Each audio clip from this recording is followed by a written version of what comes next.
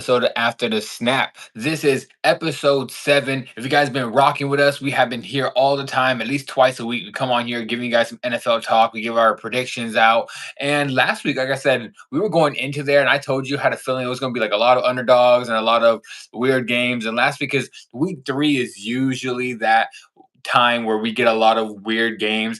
So real quick, I'm Randy, your host of the Wager Zone, and this is Hez, our boy. Say what's up to the Hez. What up, world? What's going on with y'all?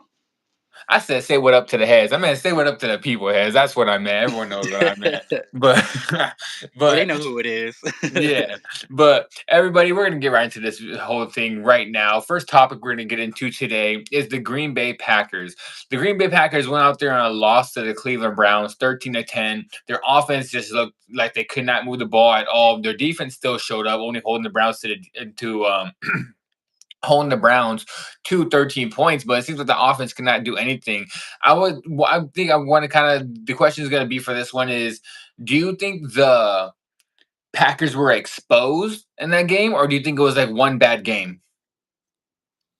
I mean, in a sense, I feel like, in my opinion, it's just kind of sort of a bad game. Not necessarily like horrible, but they were just a tad bit slower than they usually look on offense, and obviously defense couldn't really do too much. I mean, granted, it was a really low scoring game, but overall, I didn't really feel like it was too bad of a game. But over, if I had to say, yeah, the Packers weren't really doing what they usually do to kind of just go ahead a little bit more. But I mean, hopefully they'll tighten up in the next few games.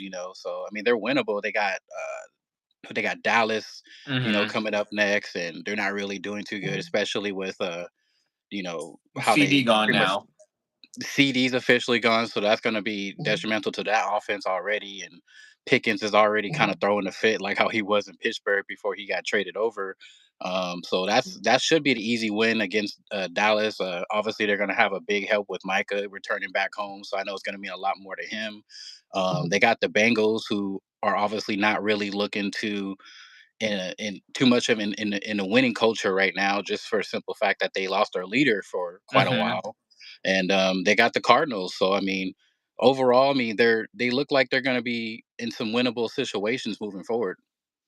Yeah, I think going forward, they're gonna probably. I think they have probably. I want to say easy, but they have in the next 3 games. They're all winnable games. They can come out there and honestly bounce back. I do believe it was one bad game, mainly because I picked the Packers to win the game originally. I thought the Packers would beat the Browns, but then do you know who Coach Mangini is? Eric Mangini.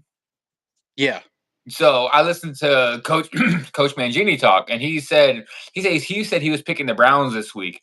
He was saying that I don't think the Browns going to beat the Packers, and the people were like looking at him like, "What? Well, that's not possible. They're not going to beat the Packers." And he said yeah, that this is one of those games where they're going to go in there, they're going to be feeling themselves because they're having a great season so far. Everyone's saying they're the favorites. They're going to be thinking this is an easy cakewalk game to go into Cleveland and win.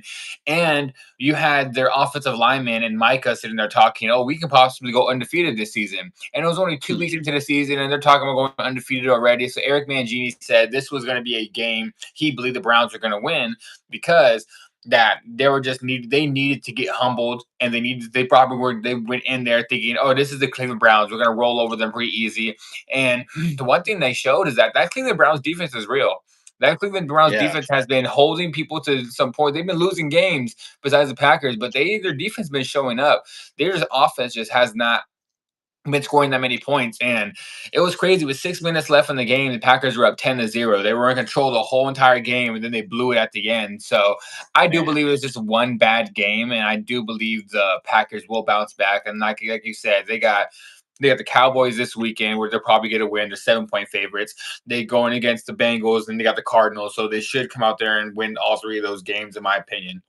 yeah, So yeah, basically staying with the Packers. I want to get into Jordan Love. Jordan Love just has been so inconsistent. He's been giving his highs. You've seen his lows. You just seen a lot of different outcomes of games for Jordan Love. So excuse me. So my question is basically, do you think Jordan Love can be trusted when it comes to playoff time? Because we know he can lead them. They're probably going to make the playoffs. But do you think that Jordan Love can be trusted with how much he's up and down all the time? Because we both thought this was going to be the year he'd have a full on season where he have a great season, and he's already showing his hiccups against the Browns. Yeah, I feel like he'll be fine moving forward. I don't really think they have to worry too much because as we all seen and we said before, when he's on his game, he's almost hard to stop. Him in Hmm. that offense, regardless if they're healthy or not. Obviously, he's just working with whatever he can work with at the moment on that team. So, as we've seen in previous playoff matchups, like he can get the job done. So I feel like he'll be all right. This past week, I think he had like at least almost 180 yards, 183 Hmm. yards. He did throw a pick, and obviously it wasn't too detrimental for them to lose the game, but I mean for them to kind of come back from it. But at the end of the day, it's like it was just one little mishap against Cleveland. So I think that really too much, we don't have to really worry about him moving forward. So I think he'll be all right. I think he'll be okay too. It's scary when you see him doing this early in the season, but it's better to get those early season jitters out and get it done right now before we get to the playoffs and you have a great season and then it shows up in the playoffs. It's Exactly. just that I I want to say he can't trust them. It's just more I gotta see it. I gotta see it to believe it because the last couple times he's made noise in the playoffs and he went out there had a horrible game and lost, or in mid-season when he's game he should expect to win, he goes and loses.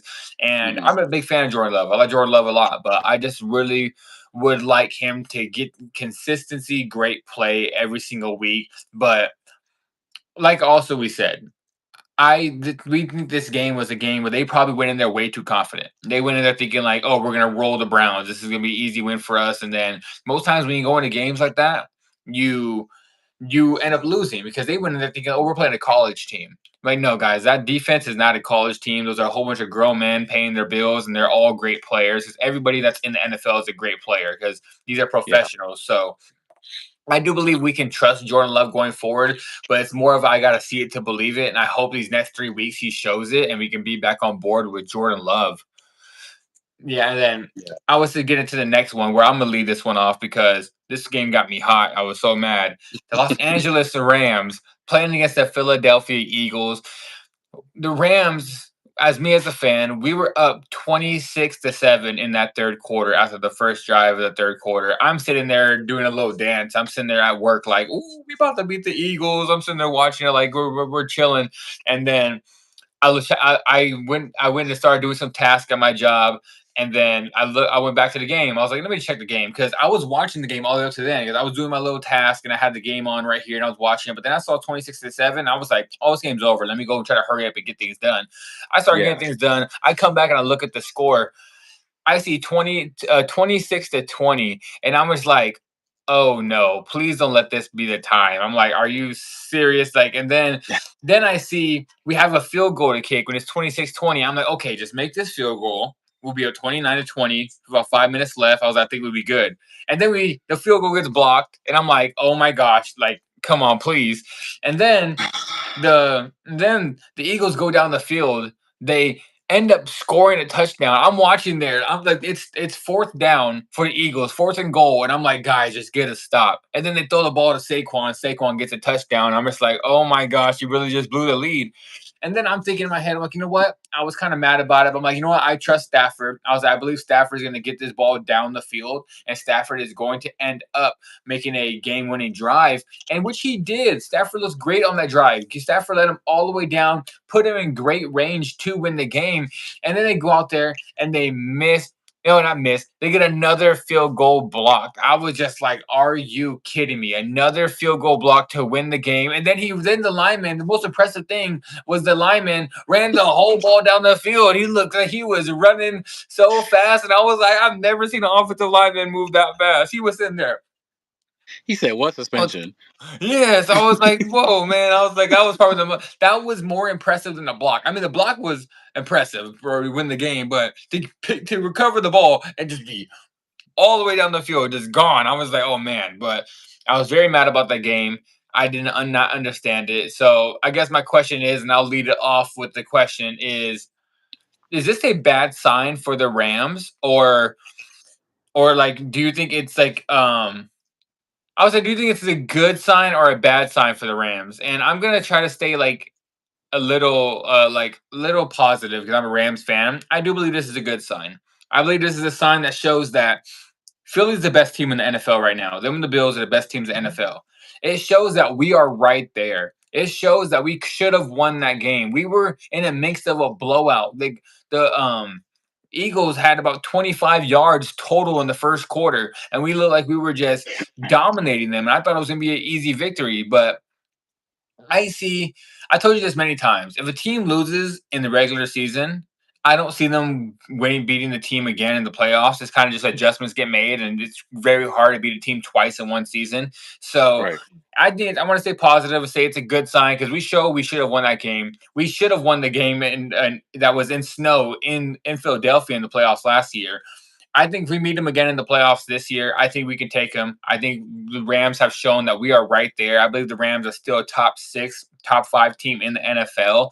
So I think it's a good sign for us to show that with all the questions about Stafford's back, with all the questions about the Rams, people not believing in the Rams this year, people saying, "Oh, the Rams are overrated." I think we've officially shown that we're not overrated because we should have been the ones that are 3-0 right now with the win over the defending champions.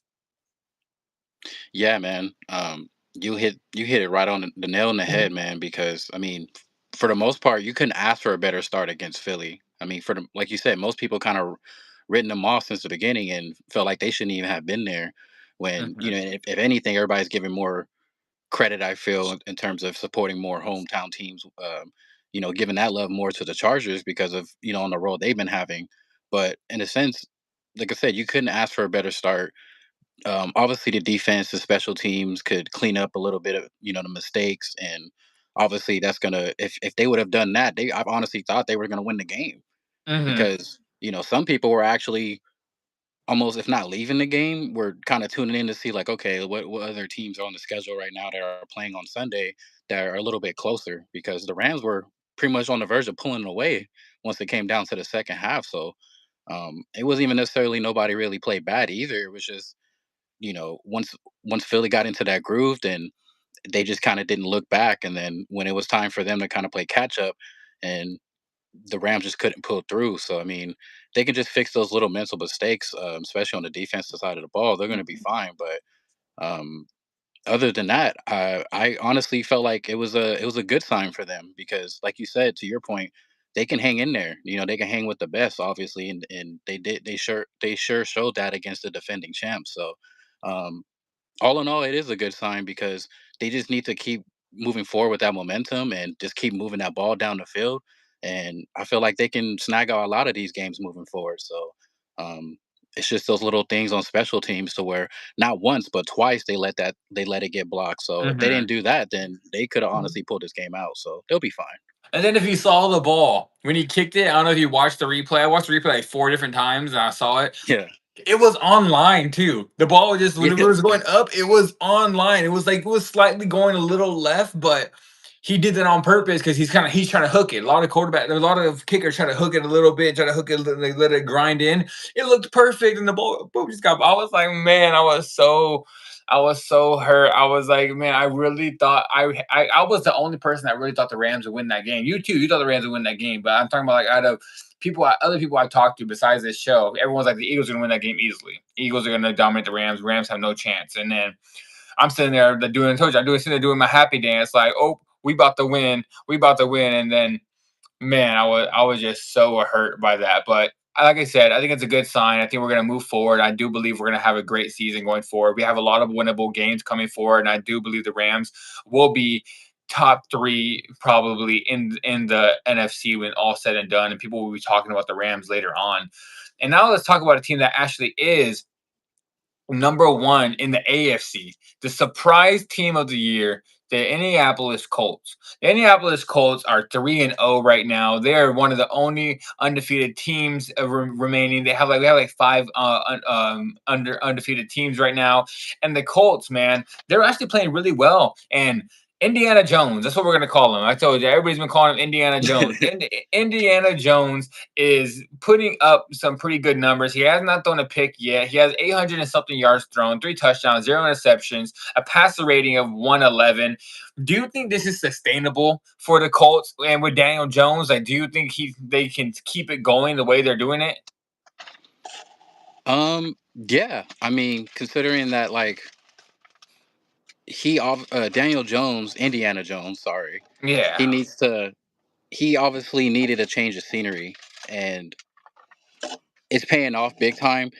I feel like he has a better supporting cast all around. Hmm. Um, and there's really no flaws right now in terms of the teams that he's been playing. I mean, granted, it hasn't really been too much of any power teams to play yet per se. I mean, so far, I mean, they played Denver. That was probably like their best matchup so far. I Should can have give them lost a that run for game, their money. They should have honestly. lost that game, but the fact that they were able to pull it off, it Yeah. just shows the relentless from this team. And um, I just felt like when he was with the Giants, it was just clearly a bad fit. Um, only time could tell. Right now, I just feel like they're playing the best to their abilities. He's kind of shocking the world right now. I feel like, in a sense, he could be in that conversation for almost comeback player of the year. Yeah. Yes, I do believe it depends on the offensive line. It depends on the running game to keep it up. I do believe this is sustainable. I'll tell you right now, if they had Anthony Richardson starting in the beginning of the year, they would not have been doing this because Daniel No. Jones is just a better quarterback. And I remember watching a lot of these shows, and Greg Jennings was saying that he thought Daniel Jones was a top 10 quarterback in the league, and everyone was laughing at him saying Daniel Jones is not a top 10 quarterback in the league. And this is when Daniel Jones had that one good season he had right before he got paid with the Giants. And he was like, he's a top 10 quarterback in the league. And everyone was like, no, he's not. So that's basically where I do believe it's sustainable, as long as that running game, that defense, and the coach is even on his way to being coach of the year right now. I think it's I can't remember his name. It's like Shane Steichen. I think that's how his name is. But Yeah. but he's on his way to win coach of the year right now. So no one expected the Colts to be there like this. Oh shit, it scared the fuck out of me. But what's it called? I do believe that this is sustainable. And I guess my next question will be leading into is: do you think Daniel Jones is an elite quarterback, or do you think it was just a couple good games that he has got started on? Um. Yeah. At this point in time, I feel like he is doing something magical that nobody really expected. As we just said, that before the season even started, nobody had the Colts at the position at where they at right now. So obviously, like I said, time will tell once they start playing these teams more down in their schedule. But so far, he's making a good run for everybody's money, and you know, if not already, then I feel like he's on the verge of cracking that list to become an elite top 10 so far in the season. So, Hmm. we're just gonna have to see if he can keep that level of play. Yeah, and I do believe the Colts play the Rams this week. I think the Rams. I think we got the Colts, if I'm correct by that. So we'll see how he does against that defense and see if he can come out there and do that because our defense has been playing elite right now. And if Daniel Jones can come out there and not throw interception and honestly do as great as he's been doing against the Rams defense, then I'd probably be at that point where I can say, yeah, he's on his way to be a top 15, top 10 quarterback in the league. Because it just seemed like with the Giants, he had no offensive line. He had no running game after Saquon left. And he was kind of just left for dead there to see, all right, Jones, Daniel, just try to do it by yourself. But I do believe Indiana is a perfect place for him. It's a perfect name for him, Indiana Jones. He just sitting there and he's just gonna have a good season. And I think I gotta see. I'll see next week when he plays the Rams. And if he comes out there and he has a stinker, like two interceptions, 185, 200 yards, and the Rams blow them out, I'll probably be like, okay, that's the Daniel Jones I expect to see. But well, if he comes out there and beats the Rams, I'm about to be on that way to say he's a top 15, top 10 quarterback. And now going on to the next thing, speaking of top 10, top 15 quarterbacks, we're going to talk about Caleb Williams. Caleb Williams went out there, threw for 4 touchdowns. I think it was basically almost 300 yards, or if it was 300 yards, against, Yeah, damn near. again, damn near 300 yards, 4 touchdowns against the Cowboys. He killed the Cowboys. Me and you both thought the Cowboys could win that game. But honestly, it was a close game, and then CD got hurt. And then as soon as CD got hurt, I was like, oh, this game's over. I was like, the Bears are going to win because CD does everything for Dak. So I just want to say that I think our boy's back. I think then Caleb Williams is on his way back, and I do believe that he's gonna prove to everybody. So the question is, do you think it was just one good game for Caleb, or do you see the improvement in him coming back to being that ceiling that we all expected? Um, I think for starters, this is exactly the kind of game that Caleb is expected to have. Hmm. Especially because having Ben Johnson, to kind of lead the way, and the pieces that he already has on offense. Um, he almost played pretty much a perfect game in terms of you couldn't ask for any more of that. He was exposing the middle of the holes on the Cowboys defense, no matter if it was in the secondary or, you know, in the middle of the field with the linebackers. Shoot, even running the ball wasn't even so much that different. So Hmm. he just needs to continue to play like this in order for the Bears to have success, because you can kind of tell. I mean, you can clearly tell that it's all really surrounding around him for him to succeed. So it's if he's not having a good game, everybody's like, okay, well, we're gonna have to push a little bit more to try to get him or try to get him good looks, or just to help him feel more comfortable to get the ball out. So, um, yeah, I feel like he's finally starting to show that he's reaching his full potential, and you couldn't ask for him to do it, especially against a team like the Cowboys. So, Hmm. hopefully he just keeps it going. Yeah, I want to see it happen at least one more time, two more times. But I do believe every single week we've seen Caleb get better and better and better, and it seems like Ben Johnson is getting a little better with his play calling too. And I got to give credit to Ben Johnson. Ben Johnson was saying, "Guys, it takes time. Let us learn this new offense, and then we'll eventually get better." And a lot of people were kind of trashing him, like, "Dude, you're supposed to start right now. You're supposed to do that in training camp." But he's kind of showing that every week that team has gotten better. Besides the 52-point loss to Chicago. That defense just looked horrible. Lost to Detroit. That defense just looked horrible that day. But besides that game, the offense looked good that game, but the defense, giving up 52 points, is just not it. And Caleb's been getting better. Ben Johnson's play calling has been getting better. So I'm kind of believing a little bit more in the Bears, and I believe Caleb is showing his full potential, and I do believe he is back. This is the Caleb I expected to see. I expected Caleb to be a top 10 quarterback in the league, and if he keeps playing like this, by the end of the season, he will be a top 10 quarterback in the league. So I'm a big believer in Caleb. I hope he keeps playing like this. They got a couple games up that's going to be a little harder because I want to say just the Cowboys. Russell Wilson threw for 400 plus yards against the Cowboys, so that just kind of shows that it was a little bit of the Cowboys defense, but still, as an NFL defense out there, 4 touchdowns is very hard to do. So I am ready to say that I think Caleb is back and Caleb is showing that full potential that we've always thought. Yeah, I mean, there was one play in particular when I forget who he was guarding, but pretty much Trayvon Diggs, when he people are saying like, oh, he slipped, and he pretty much gave a gimme touchdown to him, and I'm like, man, the receiver pretty much broke him off, and I'm like, Yeah. Trayvon Diggs was pretty high this year in terms of being that solidified person on defense to help carry that load for Dallas, so. The fact that he was kind of off his game, and then once he was getting beat, everybody was getting beat. So I'm like, well, Hmm. that was pretty much the pretty much the clear story of the game right there, is the fact that no matter what Caleb was throwing at him, I'm like, it was working. Obviously we seen that play on Sports Center where they did a little mini flea flicker. I Oh was like, yeah. it wasn't even the most prettiest, but they still got it off. So I'm like, oh yeah, it's just one of those games for him. So like I said, hopefully they just keep it up, and that he just still sustains that comfortability moving forward.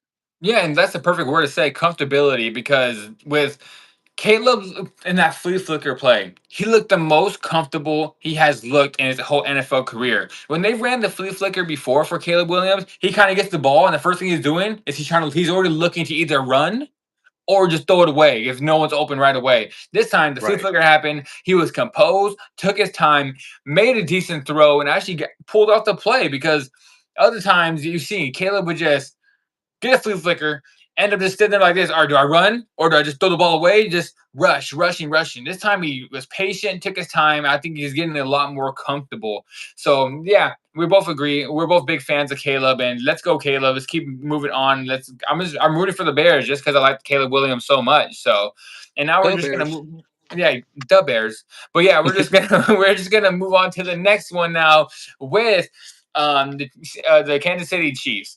Kansas City Chiefs finally got on the win board. They got a W now finally, and now they're hopefully trying to save their season. But I guess I want to say is this a good sign moving forward for the Chiefs? Do you think they're going to pull off a run a little bit, or do you think it was showing more that the Giants are just that bad? I feel definitely it's a good sign because at some point they had to make their first W of the win. So why not Mhm, against a team that's had potential but not really showing everybody that they deserve to have at least one win so far. Um, I'm still worried about how comfortable Pat Mahomes looks in the offense.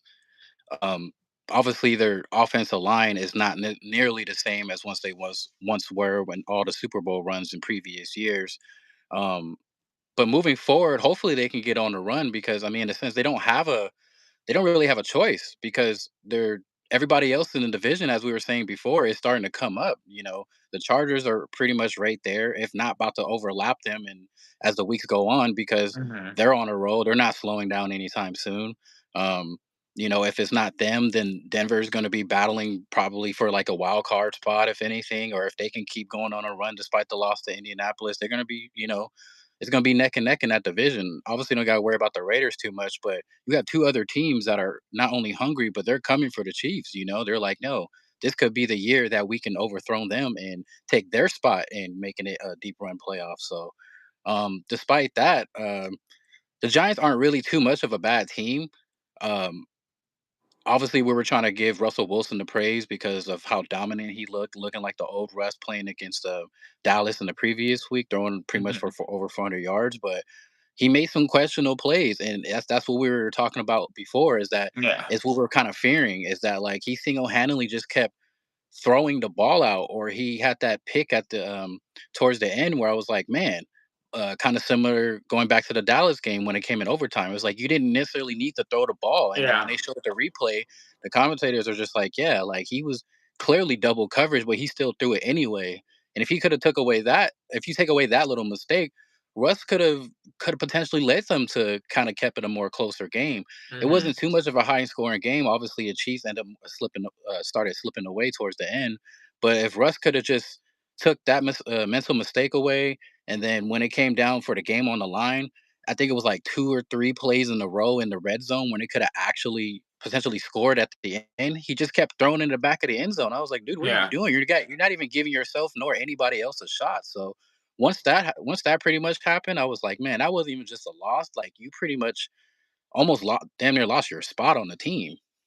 Yeah, Russell went out there and he looked pretty bad that game. Like, it's just coming off of that to against the Chiefs. But before we get into Russell, we just talk. I'm gonna focus real quick on the Chiefs about how I kind of don't know yet. I want to say it's a good sign moving forward, but I kind of think it was just the Giants. Like it's when you played one a top probably a top five worst team in the NFL right now. You finally got to win. You were expected to win. You have to worry about the Chargers, but the Chargers are undefeated right now. The Chargers are probably going to end up winning that division the way they're playing. The Broncos have the same record as you right now as well. So the Broncos start pulling off some wins, and the Chiefs come out here and lose another game, they might find themselves in third place because now they have the Ravens coming up, where that's Mm, going to be a crazy game. We'll talk about that probably on our next episode, the Ravens versus the Chiefs. But right now, I don't know if the Chiefs are saved or not. But I can say this one thing I can say about the topic is I can't really have a great answer for that. I mean, you just think it's either like the Giants are just that bad and the Chiefs finally beat a bad team, or maybe this is a little bit a step up. But I'm kind of leaning towards the side. I think the Giants are just not that good of a team as I thought they'd be. I thought the Giants would be a playoff team. But hey, I did say I thought Russell was going to start the season and do okay, and then Jackson Dart would take over and lead them up to the playoffs. That's what I said. So yeah. hopefully, let's see if Jackson Dart can do what I thought he was going to do, because this is week 4 coming up. We'll see if Jackson Dart can start leading them to some wins. But yeah, I don't know if they're going to be able to overcome the 1-2 start, and especially if they lose to the Ravens, they'll be 1-3. So that'll be very hard to do. But yeah, like I said, I'm not too sure in that one yet. If they could actually make that push, or if it's a good sign. The one thing I want to say about Patrick Mahomes made one of the best plays I've ever seen a quarterback make, where um, there is the backward pass he threw, which I was looking at that like, why is Mahomes passing the ball backwards? I was like, he doesn't do that. That's why you said you don't know if he's comfortable in the offense yet. But he made a dumb throw where the ball was clearly a fumble. Oh my god. It was recovered by the Giants. Patrick Mahomes comes in there, tackle of the year probably, swipes the ball away from the dude, just take dives right into his arm, boom, hits him and takes the ball away. I was just like, that's a quarterback doing that. I was like, wow, like that play might have saved their season, not lying, because if they would have got that recovery, Giants go and score a touchdown on that drive because they're so close. The the Chiefs could have been sitting there like, oh man, like a little demoralizing play in the second quarter. But Patrick Mahomes kind of saved their whole entire season, in my opinion, just with that play. So I was very impressed with Patrick Mahomes doing that. Yeah, and if it wasn't him, he was giving more target completions to Juju Smith down the field. Hmm. You could tell he was trying to go to Travis a little bit more because you could tell he's getting frustrated. Like, man, like Yeah. I'm a big vocal point of this offense too. So the running game was pretty decent so far, and but yeah, overall the Giants are pretty much playing a tad bit worse than we were actually thinking. We were thinking they're going to come off to a better start, regardless of who was at quarterback, but yeah. All in all, hopefully, it feels like the Chiefs can get everything together and they can actually start winning more football games. Yeah, and then now we'll get into another team that needs to start winning more football games. We're going to the Ravens taking on Detroit.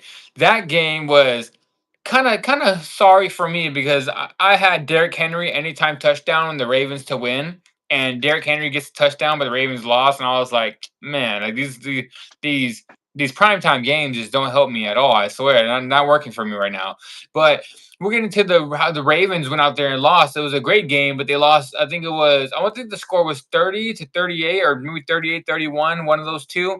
But the Lions just look composed out there. That offense is looking like they're starting to pick up the pace. 38 points against the Ravens, 52 points against the Bears. And it seems like they're like, what coordinators? Like, they're just like, we don't need these coordinators. I mean, the defense doesn't seem as good as it used to be, but their offense is clicking. It's like Dan Campbell's got those guys moving with Gibbs, Montgomery. Jared Goff is playing great. Amon St. Brown is out there catching balls that are just great catches. So, my question is this one is: are you more surprised in how bad the Ravens started the season, or are you more surprised by how good the Lions are?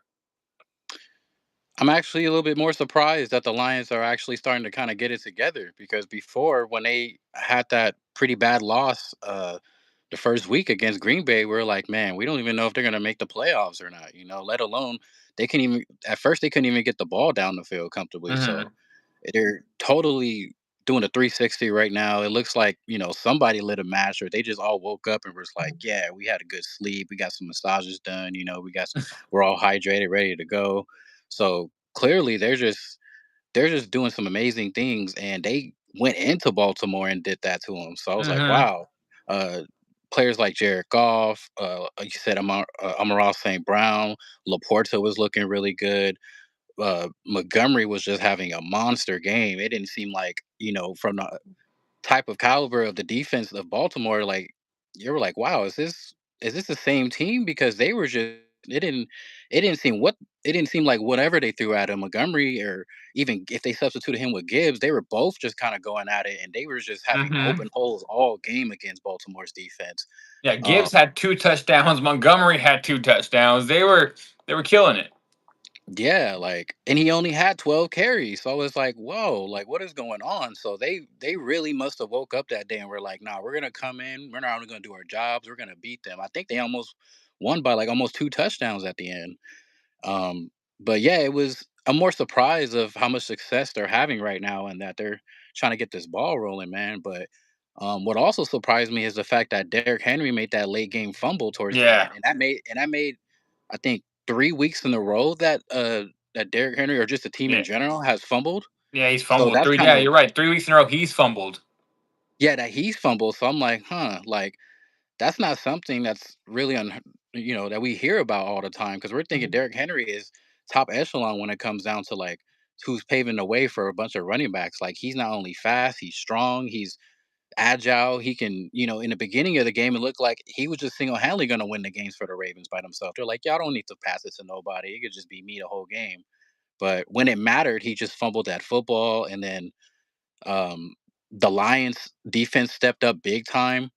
Um, they had a total of what, like 7 or 8 sacks against Lamar Jackson, while on the opposite hand, you had the Ravens getting. I don't even think they had any sacks against Goff that game. Mhm. So I'm a little to answer your question. I feel like I'm more surprised of how good the Lions are looking good so far. Yeah, I'm surprised in how good the Lions are looking, but I think the different when we did our predictions, you had the Lions kind of missing the playoffs, and I think originally you had them third in the, we both had them third in the division, but you had them out of the playoffs. I had them in the playoffs, so I understand why you're surprised because you were kind of like not expecting the Lions to be that good. I was expecting the Lions to be that good. Like we both said, we thought the coordinators being gone would make a big difference for this team and them not to be able to score. But me answering the question, I think I'm more surprised in how bad the Ravens look. And mainly how bad the defense has looked. That defense can't what is it what Stephen A always says he can't stop a cold. They can't do nothing like they at all. They have no secondary. They can't get to the quarterback. They can't do anything right. They're giving up a whole bunch of points, and it just seems like that defense can't really do too much. So I'm very surprised how that defense is not playing good because they picked up some good pieces in the offseason. I thought, okay, this defense is going to be an elite defense this year, and maybe Lamar can make it to the Super Bowl. But now with them starting 1-2, it's just and then giving up like 25 plus points almost every single game they played. Besides when they played Cleveland. I don't know how much Cleveland scored on them, but that was the only game they looked good. But it's Cleveland. You're supposed to go in there and do that. Other two games, they've given up a lot of points where they let the Bills come back and score 40 on them. And now the Lions just basically scored 40 on them. And it's kind of crazy how bad the defense is. So I'm very surprised that the Ravens are actually 2-1 and doing this bad right now. So I guess that'll be my answer. I'm more surprised in the Ravens how bad they are. Yeah, I mean, I feel like overall, not to knock your point at all, because I was also feeling that way with the Ravens because it's like they should be honestly one of the like undefeated teams right now if you really think Hmm. about it. From what everybody expects them to be and what they've been always known for. Like you said, they had like some good offseason pickups. They had Alexander come over from Green Bay, and I mean, if you really look at it, even on the depth chart, like they don't really have too many injuries compared to a lot of teams right now. Yeah. So it's like there's really no excuse why you guys can't really plug and play. If not, the next man up can just make a play for you guys. So yeah, it is kind of in a sense more disappointing that they really aren't at their A game right now. But they are 2-1. It could be worse. So we're just gonna have to see if they actually pick it up. But I feel like it They're for wo- sure has they're to start. I think you said 2-1. They're 1-2. Oh, 1-2. Sorry. I mean, Yeah. even with that, like, they're one game away from being 2-2. So all in all, but it really has to start. I mean, the defense is one thing, but on offense, when it really matters, they gotta kind of fix up these little mistakes, such as Derrick Henry, like, fumbling these footballs. And then Hmm. there's times when we seen towards the later end of the third going into the fourth, Lamar looked like he didn't really have any other options out there. So and then when he was out there trying to do his thing, trying to go and gain the first down, the Lions looked like they were just pretty much putting their best players on defense, especially on that front seven, into a spy. So there was really nothing Lamar can do, even if he's like, all right, I see a little opening, but it was just for a quick glimpse, and then it was like, oh snap, like I'm pretty much getting back to the line of scrimmage. If not, Hmm. then we got to draw something up. So hopefully they get it together. But also kudos to the Lions for pretty much shocking everybody, especially in playing in an away game.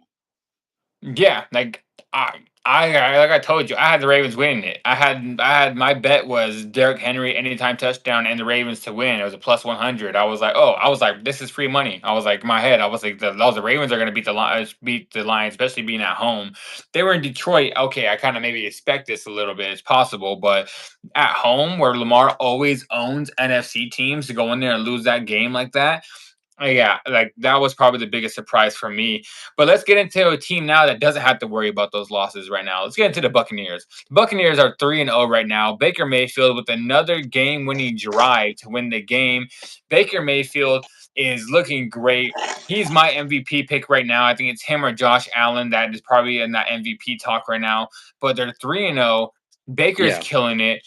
Do you think they can keep up winning these close games and what's it called going forward? If these games keep being close, do you think they can still pull these off?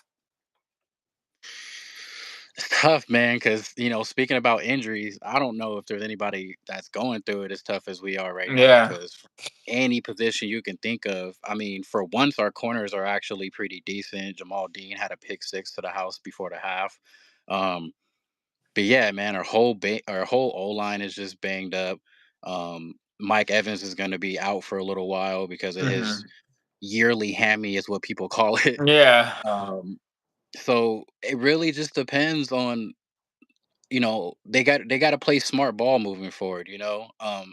Is I feel like a lot of teams that are about to come up to play against the Bucks are expecting that we're going to rely and go heavy onto Ibuka because of the rookie season he's having so far. But I feel like in order to take that attention off of him, all the others receivers like Sterling Shepard, Ryan Miller, Cade Otton, who was like our best tight end for the last couple of years, needs to get some more touches down the field because once you have this person covered all day, then that gives everybody else the liberty to kind of be like, yeah, this is why I'm on the team. This is why they, have chosen us to kind of be the backups for them because we're the reliable ones. And if it's not them, then as I've seen in the last couple of weeks as well, we're not really doing the best in terms of running the ball like how we was in the previous year. So Yeah.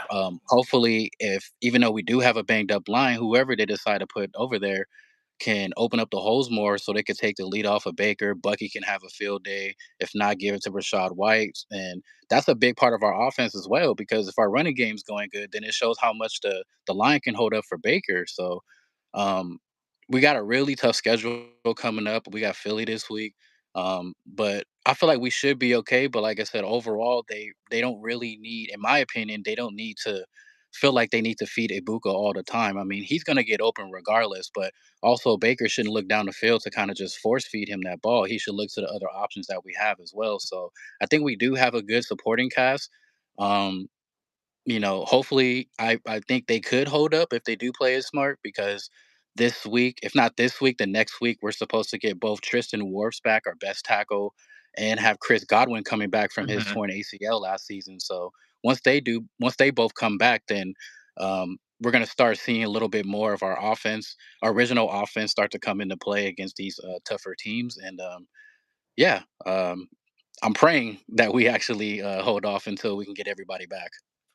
Yeah, I think Baker Mayfield can keep doing it in these close games. I do believe it's sustainable for him. Not that many quarterbacks can do that, but Baker has shown that he is just one of the clutchest players in the NFL. He thrives when the chips are against him. And the one thing about Baker too, where like you said, Mike Evans is out for 3 to 4 weeks. They are missing a lot of their players. They have a big injury wave over there right now. So one thing I know about Baker Mayfield is that if you remember when Odell Beckham went down over there at the Browns, he started doing a lot better. He started doing really good. And the one thing about Baker is that if he has a true number one, not like a Mike Evans. Mike Evans is a number one target, but he's not a diva receiver like a lot of these receivers are.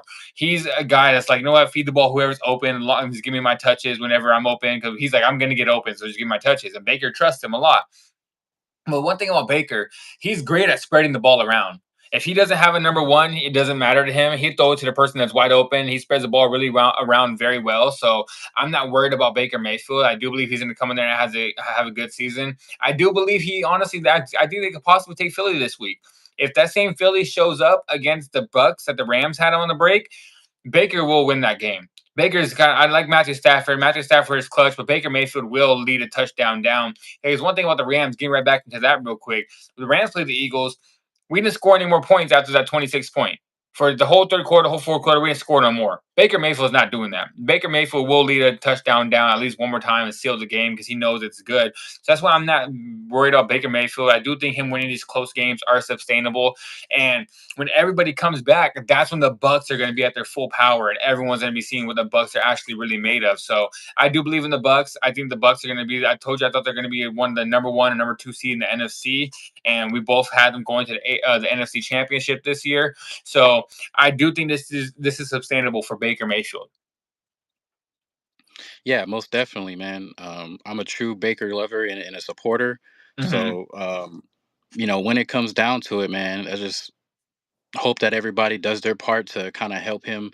I mean, at the end of the day, I mean, he doesn't really need anybody. As we've seen from the last few weeks in a row, like he single handedly practically just brought it. He brought the team back from less than 2 minutes down to actually just being like, yeah, you know what? Rather if I got to use my feet or if once we get into the red zone after a couple of throws, like, yeah, that's pretty much it right there. Once I throw that dot, it's a wrap.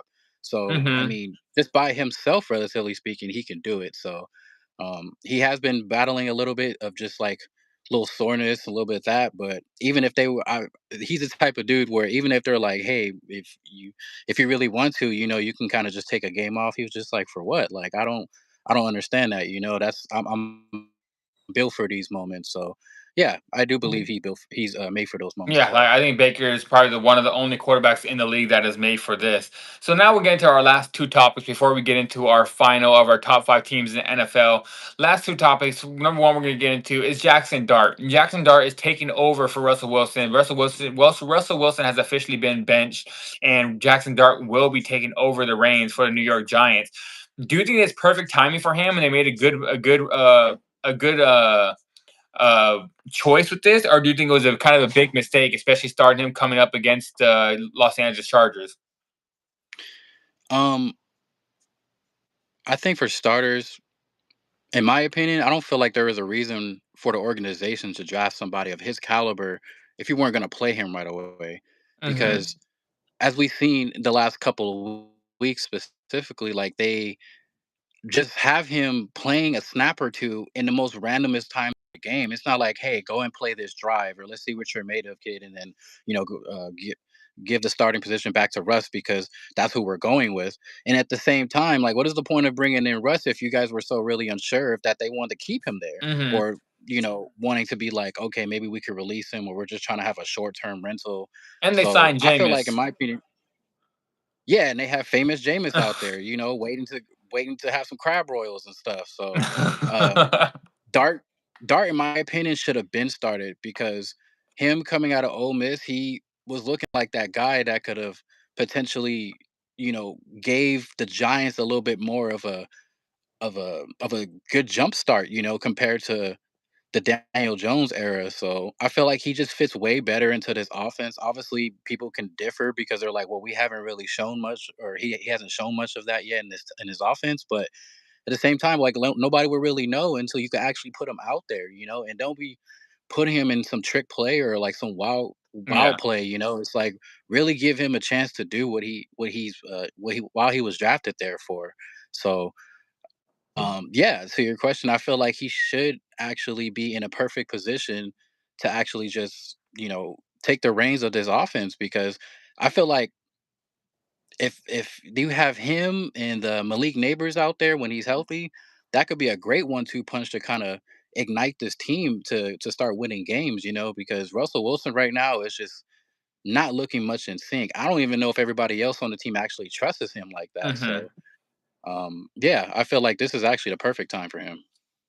Yeah, I agree that this is the right time for him to come in. I didn't like when they started Russell Wilson. I kind of understood it. I understood why they started him, just because I'm like, you signed him, you paid him the money. Might as well put him in there instead of just keeping him on the bench. Why are you going to pay Russell Wilson that much money just to put him on the bench?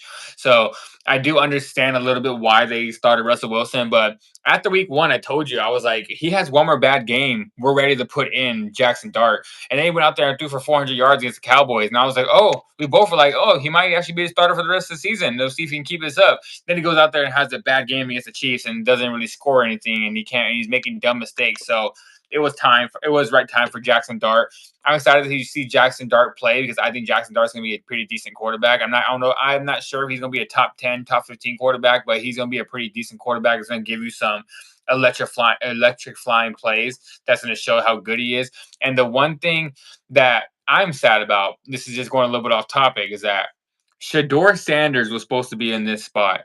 The New York Giants were supposed to draft Shador Sanders. He was supposed to be the guy that was backing up Russell Wilson and then get this spot to come in. But now he's on the Browns where they put Dylan Gabriel over him in the depth chart. Like I don't I don't know what they're doing over there, man. But I just wanted to get that off my chest real quick because I was like, this is supposed to be Shador's spot that Jackson Dart's taking over. But Jackson Dart, I do believe this is the right time for him.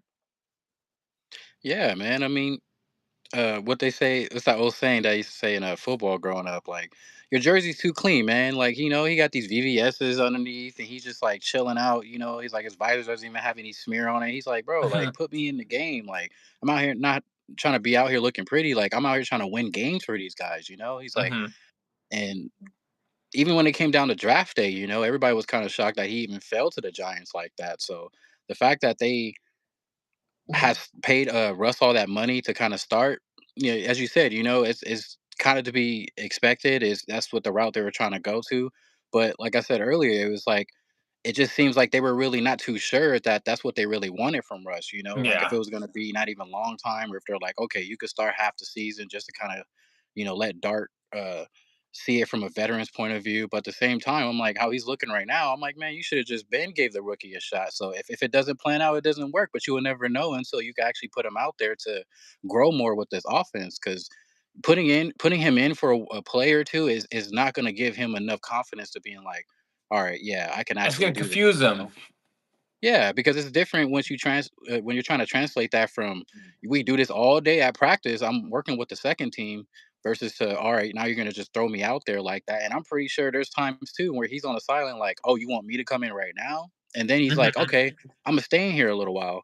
Then they're like, or at least for this drive, and then they're just like, oh no, you're back out. Russ is back in, and then Russ is just kind of like this dude just already kind of looks tired. He's just like, yeah, man, like I don't know, like if it works, it works, but like at least I got a spot. So, Mhm. um, yeah, man, I'm praying that they just let Jackson Dart just kind of take the lead and see what he's really made of, man.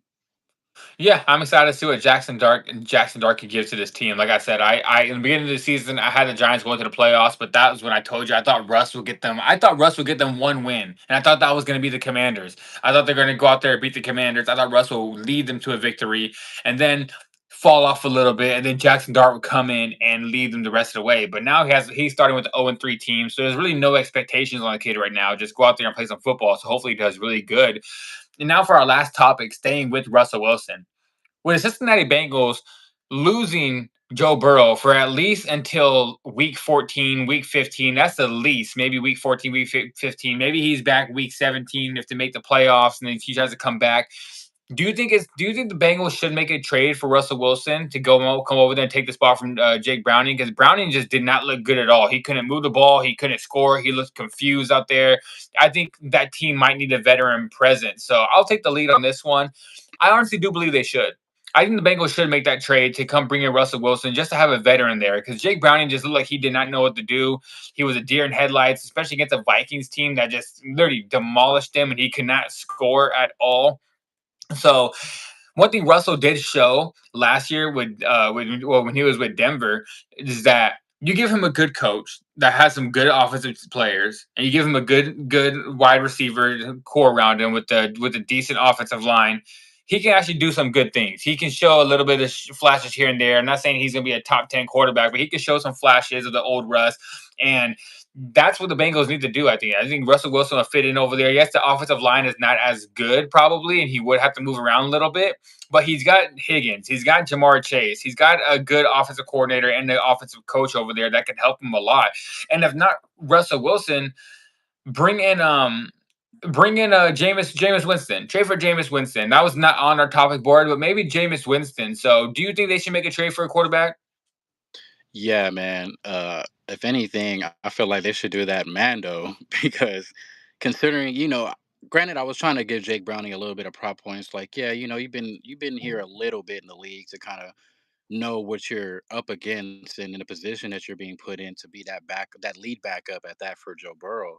So, but like you said, man, he was just consistently struggling this entire game or this past week against the Vikings. Like, Mhm. if it wasn't like a pick, they were just fumbling the ball away, or he's just not having that chemistry. He's underthrowing, overthrowing these receivers, especially Jamar Chase at that. So you don't want to start building not a comfortable thing with him because that's your main go-to guy, or let alone that's Joe Burrow's guy.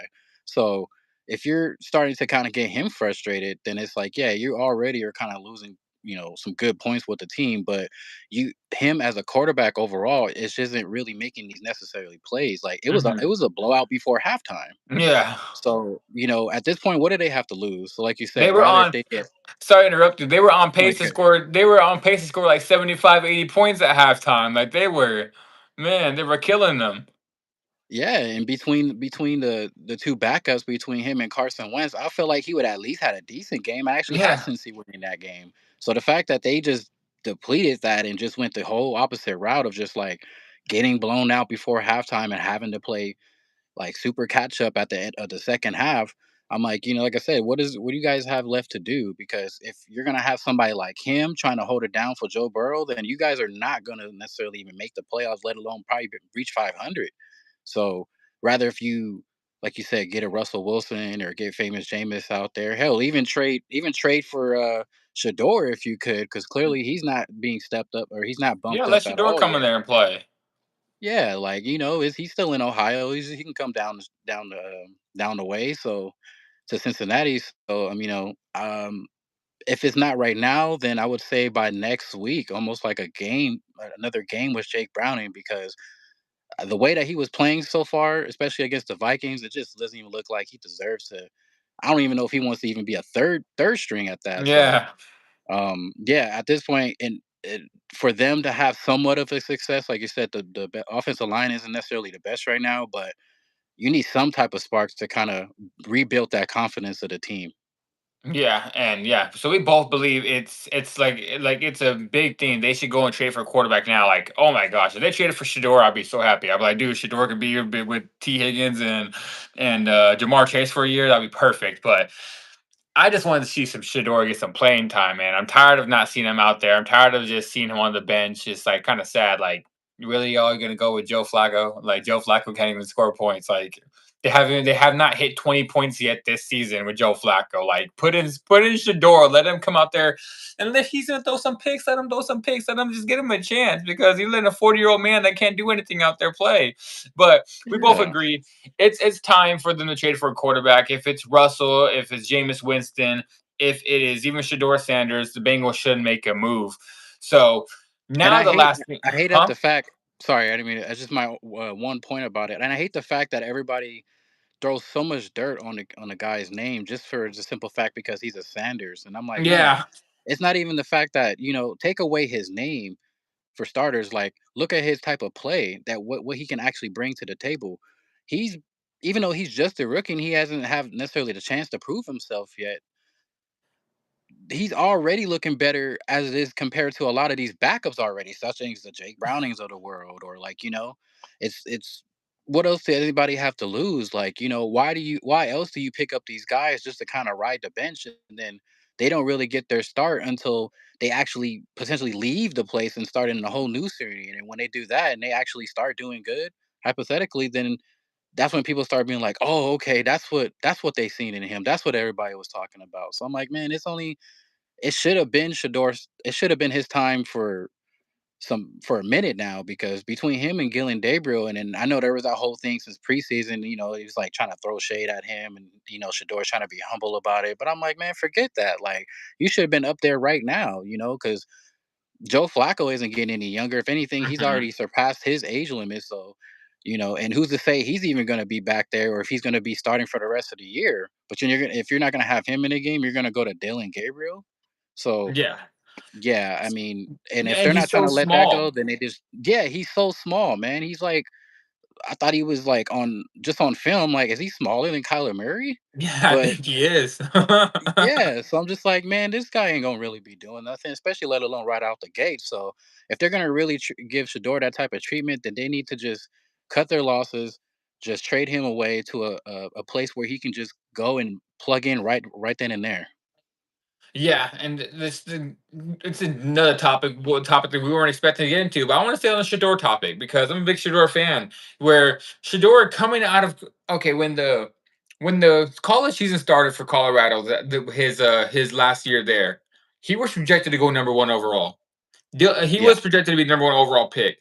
Then halfway through the season, He's projected to go 1 or 2 because Cam Ward is there. So I was talking about Cam Ward. But then by the time the draft came, he was projected to go at least top 10. Or maybe he drops to the Steelers at like 14 or like 16 or something like that. He was projected to be in the first round. Then to fall all the way down to the what was it? Was it the fourth round? Or is it the fifth round? I can't remember. Or is it sixth round? It might It have was been the like sixth fourth. round. Was it fourth? Oh, It was late. It was late. I can tell you that. It was very late. He had to sit there for a minute. And I just I just don't understand what they're doing, and that how they just everybody passed on him. Shador should have been playing right now. You're telling me Shador right now can't do what Cam Ward is doing right now in Tennessee. right. Tennessee ain't looking that good. The offense ain't looking that good. Cam Ward can't do really much with it right now. You're telling me Shador couldn't do that for any team? So I just believe he needs to get a spot. Someone trade for him. Let him start because Dylan Gabriel is not the answer over Shador Sanders. Shador Sanders. No, You can watch the tape from Oregon to Colorado. Shador is better than Dylan Gabriel, like easily. Like you can easily see it all on tape. around. So I don't understand what they're doing. Like you said, it's because his last name's Sanders. They're taking it out on him because they don't like his dad, and that's just not a good thing to do. It's pitiful, man. Yeah, so hopefully Shador, hopefully he gets a spot. So now get into our last topic of the day, guys. We are going to get our top 5 teams in the NFL this week. A couple of them are going to be a couple. My top, both our top fives are going to be different. We're going to be dropping some people out of their top 5 this week because we saw some games. We have some teams not doing that well as we originally thought they would do. So we're probably going to have a different top 5. My top 5, at least from like one to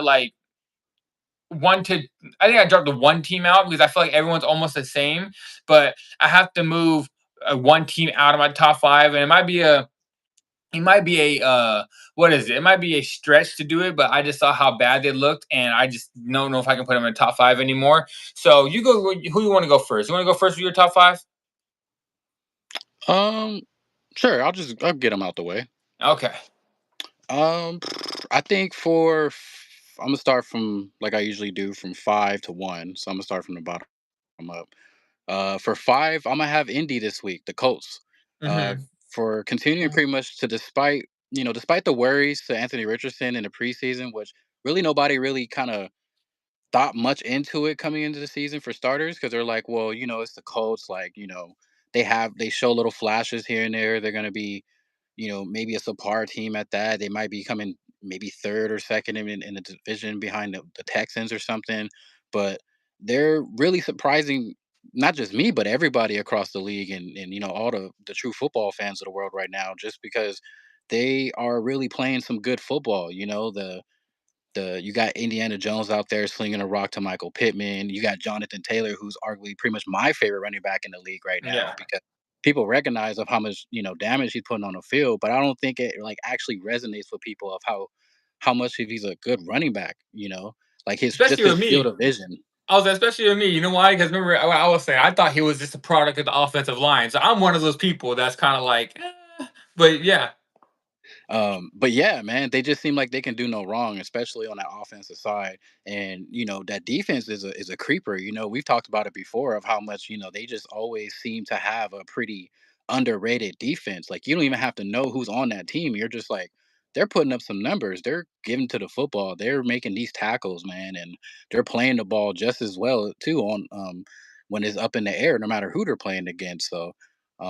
So far this week, I'm gonna have them at number 5. So hopefully they can keep that up. Hmm. Um, for number 4, they actually jumped up my list, even though I've kind of had them not making the playoffs this year, as we were saying before. But I'm gonna have the Lions at number 4, just for the simple fact that you know the game that they just recently played against the Baltimore Ravens, you know, that defense had showed me something. I'm like, not only because of the names that they just recently signed over the offseason, but 7, 8 sacks against a good elite quarterback at that, a top 5 quarterback at that is not easy. Hmm. They just been seem to um, they just been easily been able to get to the quarterback, and then they've been playing the ball very well, no matter if it was a second or third strings out there. Um, and then that key little strip sack that what was it Hutchison Yeah. did against Derrick Henry that really solidified the game and really showed their capability if they can make crack arguably probably the top top 5 of, top 8 defense in the league moving forward. So, they made a big jump on my list this week just for the simple fact of they're kind of proving to everybody right now that hey, like don't sleep on us. Yeah. Number 3, Imma have to go with the Bolts, man, the Chargers, because they just clearly haven't slowed down just yet. I don't even think I've seen anything really bad per se going on with Justin Herbert. He's just kind of in there, just kind of making these scans. It's like playing Madden. He's just Yeah. out there, just kind of making these reads. He was just like, rather if it's the Keenan Allen or I forget the other receiver's name. They just recently brought back as well, but he's just kind of he's doing his thing, man. And it's unfortunate that they just recently lost.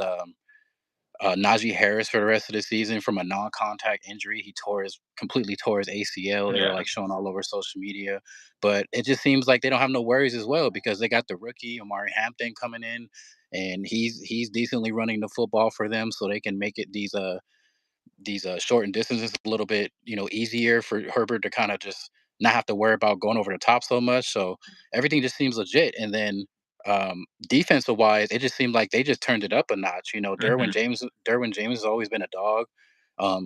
Khalil Mack is pretty much a vet, but even though he sustained a little injury here and there, he's sure enough to be back. But even all these players that they're plugging playing, man, they just seem like they're getting after it. So all in all, as a team from both sides, even special teams, they looking like a completely different team. I mean, I know in the last couple of years they've been showing signs, and everybody's like, "Hey, man, like watch out for them." But this year they're making a strong case of making a real good push this year. Yeah. For number 2, even though they lost the game, I'm gonna still have to put your Rams in the top, just for the simple fact that since the first snap of the game, they were just going down Philly's throat, man. No pun intended. Like they were just literally going down there, and Stafford was just literally doing him like what everybody, was expecting for him to do. That defense is just so much underrated in my opinion. Um, Obviously, besides the little mistakes that they had towards the end, it seemed like they were just getting lazy. It's like they really could have. They took it to the arguably the best team in the NFL right now, let alone the reigning champs. So if Mhm. they can do that, then I feel like it's going to be tough for anybody to go against them in a upcoming season. So it's like, man, and not just for this season, but for years to come, because they just solidified it. That they're not only the youngest team on defense out there, but you have Fisk, you have Verse out there, who's like that. A lot of these opposing quarterbacks are scared to even go up against. They're like telling everybody, "Hey, y'all good? Like, you sure you got him? Because Mhm. I'm not trying to run for my life out here."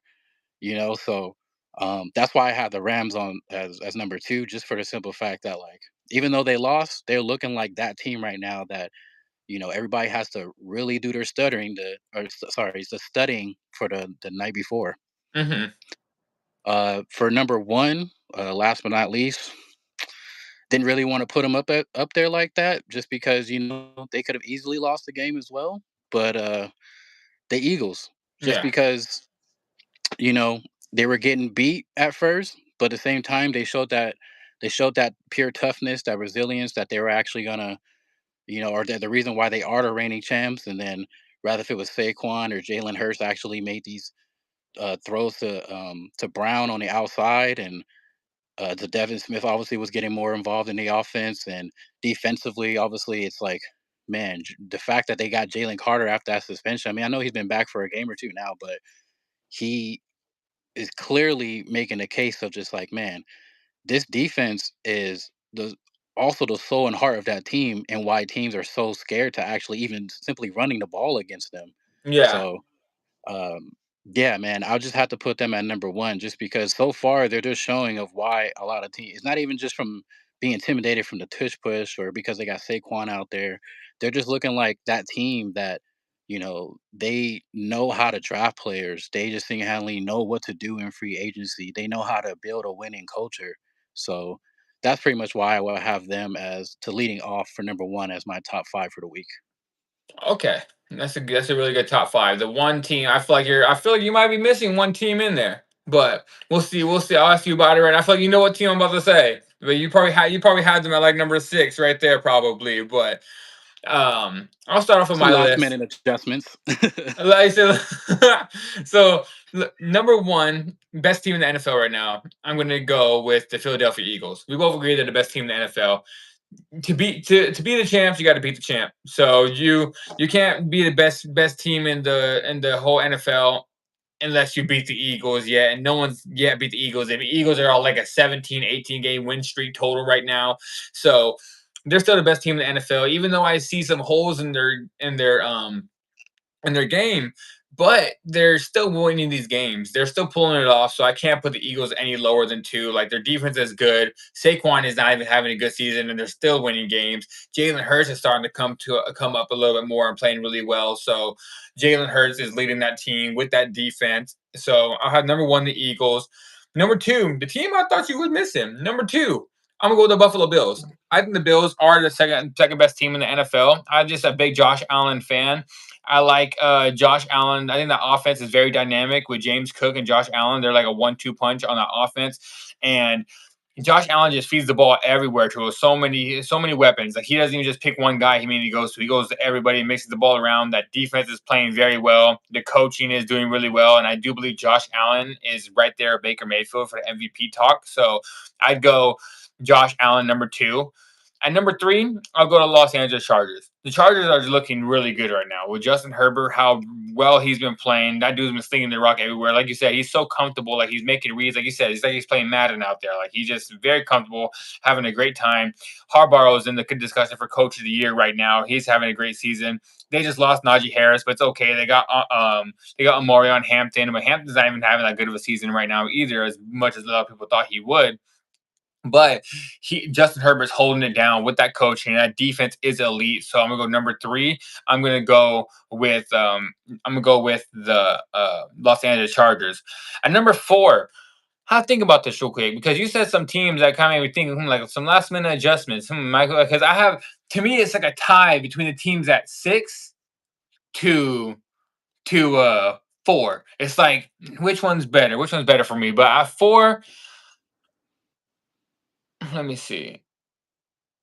At four, I'm gonna go with the Tampa Bay Buccaneers. I know they have some. I know they have Woohoo! some holes, and they are not playing that really good. Not holes, not playing good. I mean, they have some injuries that's making them holes. So hopefully, they can keep playing because they've been playing really well. And I hope the injuries can just be passed over a little bit, just win a couple games where the injuries are there, and then everyone's healthy. Because hands down, they might be a top three team in the NFL. If everyone's healthy, so I got the Bucks at four, and number five.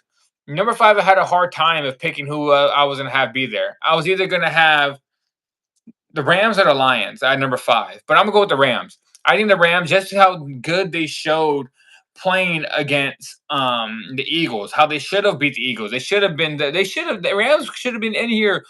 I'm mad. We should have been in here. I was ready to come on to this top five and say the Rams are the best team in the NFL. But then we went out there and lost the damn game. But we're still five. We're five because we're still a top five team. No one can tell me we're not because we had the best team in the NFL on the break. We should have won that Yeah. game. So I don't think their offense is good. Their defense is good. Out of nowhere, Byron Young has four sacks, leading our team in sacks. But I thought it'd be Jared Verse or something, Jared Verse, but it just seems like they're doubling. They're doubling Fisk. They're doubling Verse. So now Young is the one that's getting to the backfield, getting these sacks. So our defense looks legit. So I'm gonna say the Rams at number five, and then like I said, the Lions are right there at six. Yeah, that's a really good list actually, and yeah, I completely totally forgot about Buffalo. I was just going through everything, and I'm like, man, just right off the top, but it just seemed I just don't know why I just spaced out. I just totally forgot about Josh Allen and how much that team is rolling right now. So my apologies out there for anybody that's like, why don't you have Buffalo? So, and if I can't say anything else, as much as you were feeling about the Rams and you're like, damn, like you guys could have pulled that game off. I was feeling the exact same way about the Bucks. I'm like, man, it wasn't, I thought it was gonna be a blowout from the predictions that we had, Yeah. this past week, but clearly it was a more closer game. But I'm like, the fact that it had to come down to it, obviously it was the right result that that we all expected. That yeah, Baker worked his magic and we were able to drive down the field for a game winning field goal. But man, when they blocked our field goal and they ran it all the way back, and then they had their Aaron Glenn out there doing strutting and stuff. Like I was just like, nah, this can't be happening right now. Let alone to the Jets. And I was like, man. So, but obviously the ending was rightfully so, as it should have been from the start. But I was worried for a second. I was like, "There's no way we're gonna blow this game right now." Like, I know we're in trouble because of our injuries, and we're soon to get back all the best players that we have. But it was nerve wracking for a minute. I was actually screaming at the TV like, "You cannot let this happen." Like Baker's gonna do it, but it shouldn't have came down to this. Yeah, like uh, it was on its way to a blowout. I was looking at the score, watching the score, and I was like, "Oh, I was like, they look like they can win this game comfortably." And then when I checked the final score, I was like, "They barely won the game." I was like, "What happened?" They Oh just like my The god. Jets started coming back, and Baker had to lead them back to win the game. I was like, "What?" Oh yeah, it was definitely just it had every real football fan really just at the edge of their seat, and they're just like, wow, is the Jets really gonna upset them? Especially with our debut of the creamsicle jersey. So I was just like, nah, we Yeah. can't lose at home with these jerseys. I've been waiting all year for this, especially, all off season. So, and when Mike went down, I was just like, oh, here we go again. The hammy's bothering him. I know it's not gonna be severe, but it's gonna keep him out like how it was in the previous years. But like, not to jinx it, but everybody's just like, yeah, it's that yearly hamstring injury, and he's gonna come back and still get his thousand. So we're not Yeah. really worried about it too much. Yeah, he'll go down for 5 weeks, 6 weeks sometimes, and come back and still have 1,000 yards in the season. It's like, bro, it's like he comes back and he's just back on board. But right before we get out of here, do you have anything else you want to talk about? Anything else that's on your mind that happened this week? Nah, just for a simple fact that not only the Rams or the Bucks special teams, but a lot of these teams out here better start practicing or start releasing who they have to and bringing whoever, because they can't be having too many plays where it's deciding if these teams are starting to block for the win, or like as we've seen in the Rams Philly game where not only they blocked it, but he didn't even have to run it all the way back, but he just did it to rub it in. Like, Yeah, yeah, you could have just just laid like, on the come on. ball and it would have been game. Yeah, but he's just like, nah, I'm gonna just pull a James Harrison or something out here and just run it all the way back. I'm like, come on, bro, you guys already had the dub. So, but yeah, that's pretty much it. It's the fact that everybody better step it up on special teams, and if anything, I want to see more punt returns for and kick returns for touchdowns instead of just blocking for the win. I don't think we've had a kick return touchdown yet this season. Nah, I think if I'm not mistaken, I could be wrong, but I think the only one I've seen so far is the Seahawks. Oh, they had one. Yeah, against who did they just beat? The it wasn't the Steelers. Who they just played this week? They just blew out the Saints. The Saints. Yeah, I think it was against the Saints, which it was like, okay, it's the Saints, but I'm like, still, I mean, I haven't seen one all year yet, except for that. Okay, yeah. And that's the one thing we just brought up the Saints right before we go. You're telling me Shador Sanders ain't better than Spencer Rattler? What are the Saints Oh my doing, or god. Tyler Shrug? Like what is? I'm I didn't still even hurt know who he about. was when he got drafted. I didn't either. When they drafted him, I was like, who? I'm like, who is this? All right, guys, but we're gonna get out of here. Episode 7 after the snap. If you guys are here watching this video, and you guys rocked with us the whole time, and you guys are watching it at the repost, click that thumbs up, like the video, subscribe. We do this twice a week. We will be back here on Saturday going over. Oh, we have one more topic to talk right before we get out of here. Sorry, guys. Arizona plays the Seahawks tomorrow on Thursday Night Football. That's the one thing I forgot to get. I almost forgot about the Thursday Night Football game. We're not probably not Oh, going to get too much into it, but probably just a prediction. Who do you think? Who do you think wins? They're playing in Arizona. Who takes the game? Arizona or Seattle? Tough game. Tough game. it's tough, man, because like we said, during our first few predictions before this episode, I'm still riding with Kyler. This is my last, hoorah with him, if you will, because if it's not this year, then I'm just like, look, I tried. You can't say that I didn't. So, Yeah. um, I would definitely like to see him start winning more football games with this team. Obviously, we haven't really seen too much with the connection with him and Marvin Harrison Jr. And it's a big loss that they had with James Conner, losing him similar to how the Chargers just lost with Najee Harris, but Hmm. it's not going to really matter at the end of the day because it's not. It shouldn't have to depend on that. It's really deciding if it's Kyler Murray going to take them to the promised land or not. So, um, I'm gonna have them coming off with a semi upset against the Seahawks, just for the fact that I want to see Kyler start actually making these throws. And when it actually really matters, we know what this defense can do. They can pretty much put damn near hang out with the best of them, in terms of actually making these plays to get the ball back in Kyler's hand. So I want to see what he's gonna do against a low key underrated defense like Seattle, because offensively we know Sam Darnold is kind of jumping straight into it and picking up left where he left off in Minnesota. So that offense is going to probably put some numbers up against that Arizona defense. So it might be a little bit close, but I want to say, the Cards win this one 24-20. Okay. This one, like I said, tough game. Like anything I say, but I'm not confident in my prediction for this game because this game can go either way. They're playing in Arizona, so that was another reason why I had to really think about it. But I'm gonna take the Seahawks. I think the Seahawks win this game just because I just haven't seen the offense for the Cardinals clicking as much as I thought they would in the beginning of the season. They had a really easy beginning of the schedule, but they just have not been able to keep the offense moving forward. And it seems like him and Marvin Harrison are not on the same track. I do believe Kyler's going to have a good game, and I do believe Harrison Jr. is going to have a good game, but I just think that Sam Darnold might come out there and torch that secondary. I think Sam Darnold and the Kenneth Walker the third are going to come out there and have a good game as well. I think it's going to be very close. I'm not confident in the Seahawks, but I do believe the Seahawks win this game.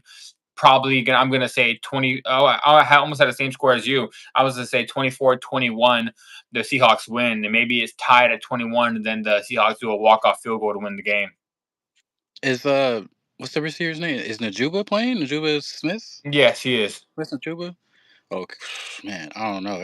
I don't know. I feel like it can go either way. I It mean, I'm just could. kind of winging it at that point.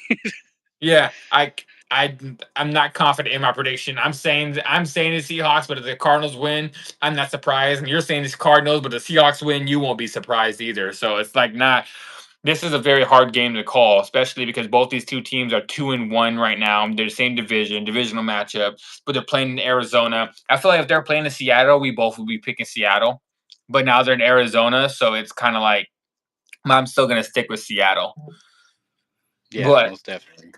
all right, guys, now I can do my outro. If you guys are here for the first time, click that thumbs up, like the video. This is After the Snap, episode 7. Episode 8, we will be back on Saturday. We're going to be giving our full entire Sunday slate predictions like we always do. Go over some Thursday night football uh, topics that we're going to see after this game.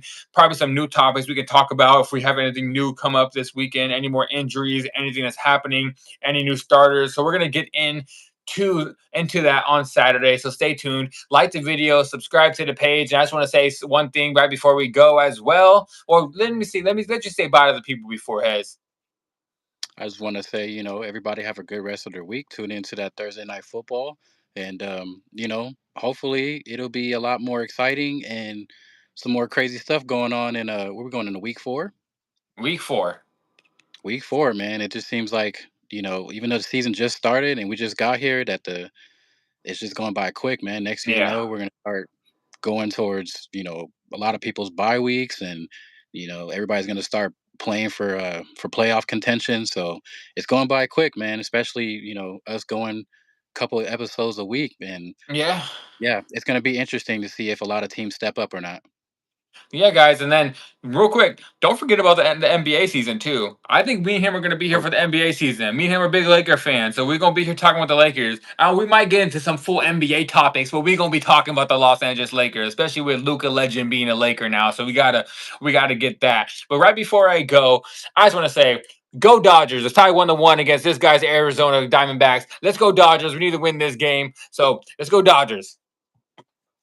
yeah. I'll say go Dodgers because I'm a SoCal native, but it's all about the D-backs. We out here trying to make a little quick push, try to sneak in there real quick shut up all the haters up and be like, "Oh, you guys aren't gonna really do much. You guys are the D-backs. You're not really made for that." But we gonna see. Marte out here, Corbin. We gonna prove everybody I wrong. think So I might think have to people roll with them forget. this week.